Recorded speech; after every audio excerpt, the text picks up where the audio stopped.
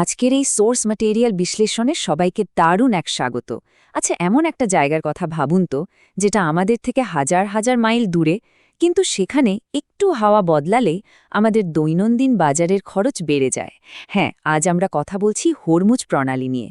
সাধারণ চোখে এটা স্রেফ একটা জলপথ মনে হতে পারে, আসলে কিন্তু তা নয়। এটা হলো বিশ্ব অর্থনীতির একদম নার্ভ সেন্টার বা স্নায়ু কেন্দ্র। এই ছোট্ট জায়গাটার উপর কিভাবে পুরো পৃথিবীর অর্থনীতি নির্ভর করছে, চলুন দেওয়া তথ্য আর উপাত্ত থেকে সেটাই আজ খুব সহজে বুঝে নিই।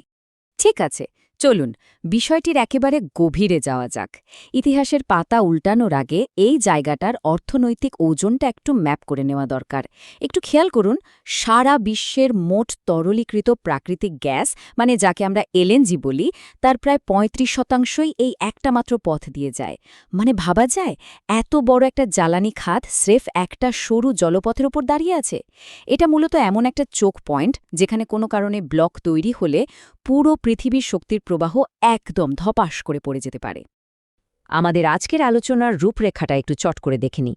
প্রথমে থাকছে বিশ্ব জ্বালানির ধমনী, এরপর ট্যাঙ্কার যুদ্ধ এবং আঞ্চলিক বিরোধ, তারপর নিষেধাজ্ঞা এবং অসম যুদ্ধ, এরপর ২০২৬ সালের চূড়ান্ত মুহূর্ত এবং সবশেষে বৈশ্বিক অর্থনৈতিক ধাক্কা।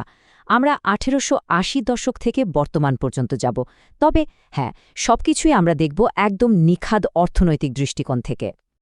তো শুরু করা যাক আমাদের প্রথম পর্ব, বিশ্ব জ্বালানির ধমনী। চলুন দেখে নিই ঠিক কী কারণে এই প্রণালীটিকে এমন একটা গালভরার নাম দেওয়া হলো। ২০ থেকে ২৫%, সংখ্যাটা শুনতে খুব বড় না লাগলেও এর ইম্প্যাক্ট কিন্তু বিশাল। সারা বিশ্বের সমুদ্রপথে যত অপরিশোধিত তেল যায় তার ১/৪ মানে এই ২০ থেকে ২৫%ই এই সরু আর বাঁকানো জলপথ দিয়ে পার হয়।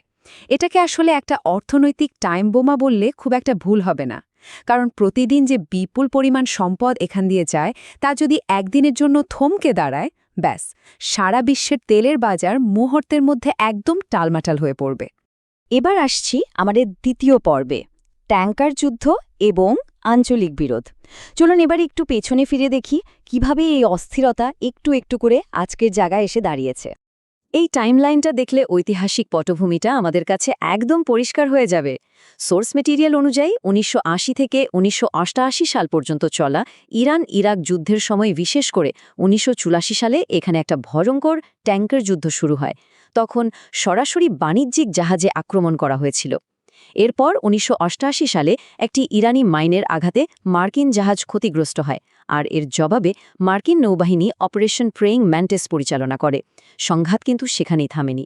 ৯০-এর দশকে এসে আবু মুসা আর টুনব দ্বীপপুঞ্জের নিয়ন্ত্রণ নিয়ে সংযুক্ত আরব আমিরাত এবং ইরানের মধ্যে নতুন করে বিরোধ শুরু হয়, আর এভাবেই এলাকাটি ধীরে ধীরে একটা স্থায়ী সামরিক উত্তেজনার কেন্দ্রে পরিণত হতে থাকে। যাচ্ছি ৩ নম্বর পর্বে, নিষেধাজ্ঞা এবং অসম যুদ্ধ। ২১ শতকে পা দেবার পর কিন্তু এই সংঘাতের চেহারা একেবারেই পাল্টে যেতে শুরু করে। দেখুন, সামরিক হুমকির সাথে অর্থনীতির কিন্তু একদম সরাসরি একটা কানেকশন আছে। ২০০৭ আর ২০০৮ সালের দিকে স্পিডবোট নিয়ে মুখোমুখি অবস্থানের পর ২০১১ আর ২০১২ সালে পরিস্থিতি আরও অনেক বেশি উত্তপ্ত হয়ে ওঠে। পশ্চিমা বিশ্ব যখন পারমাণবিক কর্মসূচির কারণে নিষেধাজ্ঞা আরোপ করে, তখন সরাসরি এই জলপথ বন্ধ করে দেওয়ার হুমকি দেওয়া হয়। চিন্তার ব্যাপার হল, সামরিক কোনো বড় সংঘর্ষ ছাড়াই সির্ফ এই একটা হুমকির কারণে সে সময় বিশ্ববাজারে তেলের দাম এক লাফে হু হু করে বেড়ে গিয়েছিল। এবার এই দিকটা একটু খেয়াল করুন। এখানকার কৌশলগত পরিবর্তনটা আসলেই খুব ইন্টারেস্টিং। ১৯৮০-এর দশকে যেখানে সরাসরি দুই নৌবাহিনীর মধ্যে গোলাগুলি হতো, সেখানে ২০১৫ থেকে ২০২৪ সালের চিত্রটা কিন্তু একেবারেই আলাদা। এই সময়ে আমরা দেখতে পাই অ্যাসাইমেট্রিক বা অসম চাপের একটা কৌশল, মানে সরাসরি যুদ্ধ নয়, বরং স্ট্যানা ইম্পেরো বা এমএসসি এরিজের মতো বাণিজ্যিক জাহাজগুলো হুট করে জব্দ করা হচ্ছে।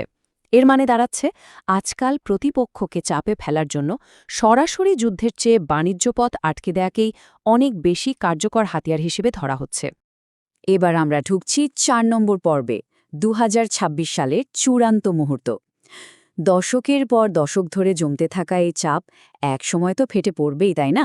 আর সেই চূড়ান্ত ব্রেকিং পয়েন্টটি আসে ২০২৬ সালে। এই ঘটনাক্রমগুলো কিন্তু খুব দ্রুত আর ভয়াবহভাবে ঘটে। সোর্সের তথ্য বলছে জুন ২০২৫-এ মার্কিন ও ইসরায়েলি হামলার পর থেকেই উত্তেজনা চরমে পৌঁছাতে থাকে।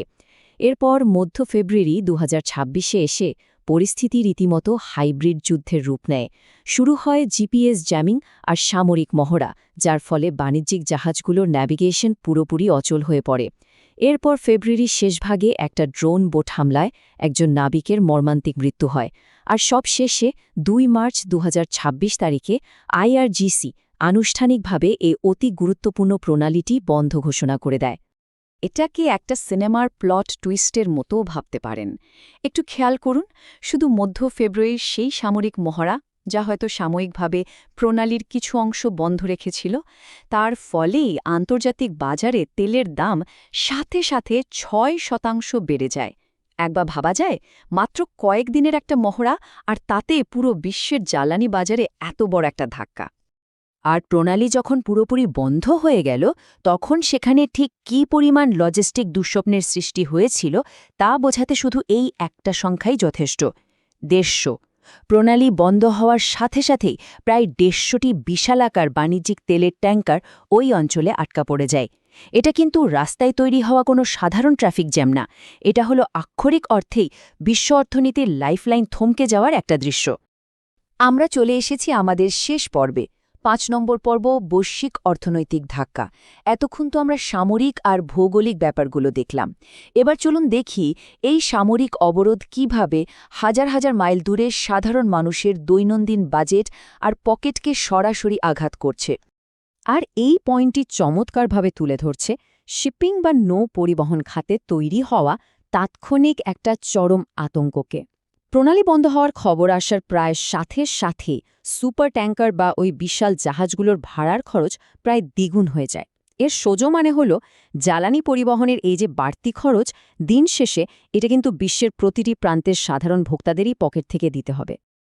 এখানে বিশ্লেষকদের সতর্কতাগুলো কিন্তু একদম স্পষ্ট। এই পথটা যদি লম্বা সময়ের জন্য বন্ধ থাকে, তবে অপরিশোধিত তেলের দাম ব্যারেল প্রতি ৩ অঙ্কে, মানে $১০০ উপরে চলে যাওয়ার প্রবল একটা শঙ্কা রয়েছে। আর এটা হলে কি হবে জানেন? এটা ট্রিগার করবে এক ভয়াবহ মাত্রার বিশ্বব্যাপী মূল্যস্ফীতি। সবকিছুর দাম আকাশ ছোঁয়া হয়ে যাবে। এর সবচেয়ে ধ্বংসাত্মক প্রভাব পড়বে চীন, ভারত এবং জাপানের মতো দেশগুলোর উপর, কারণ এদের অর্থনীতি এই জ্বালানি আমদানির উপর পুরোপুরি নির্ভরশীল। তো এখানে সবচেয়ে গুরুত্বপূর্ণ বিষয়টি হল জেনারেল সর্দার জাব্বারির এই কঠোর বিবৃতিটি, এক ফোঁটা তেলও বাইরে যেতে দেওয়া হবে না। এই একটা বাক্যই প্রমাণ করে যে এই অবরোধ কোনো সাধারণ রাজনৈতিক চাল নয়, বরং বিশ্বের জ্বালানির ধমনীকে একেবারে শেকড় থেকে বিচ্ছিন্ন করে দেওয়ার এক চরম অর্থনৈতিক যুদ্ধের ঘোষণা এটি। আজকের এই চমৎকার সোর্স ম্যাটেরিয়াল বিশ্লেষণটি আমরা শেষ করব এই গভীর আর চিন্তা জাগানিয়া প্রশ্নটি দিয়ে, এই হরমুজ প্রণালীটি তো আসলে বিশ্ব অর্থনীতির হৃদস্পন্দন। এখন এই ধমনী যদি সত্যিই স্থায়ীভাবে বিচ্ছিন্ন হয়ে যায়, তবে আধুনিক শিল্প আর আমাদের সভ্যতার চাকা কিভাবে ঘুরবে? এর প্রভাব কতটা মারাত্মক হতে পারে? এই প্রশ্নটির উত্তর ভবিষ্যতের জন্যই না হয় তোলা থাক। এই পুরো বিষয়টি এতক্ষণ ধরে আমাদের সাথে গভীরভাবে বোঝার জন্য অসংখ্য ধন্যবাদ। আবারও কথা হবে দারুণ কোনো বিশ্লেষণে, ঠিক এখানে।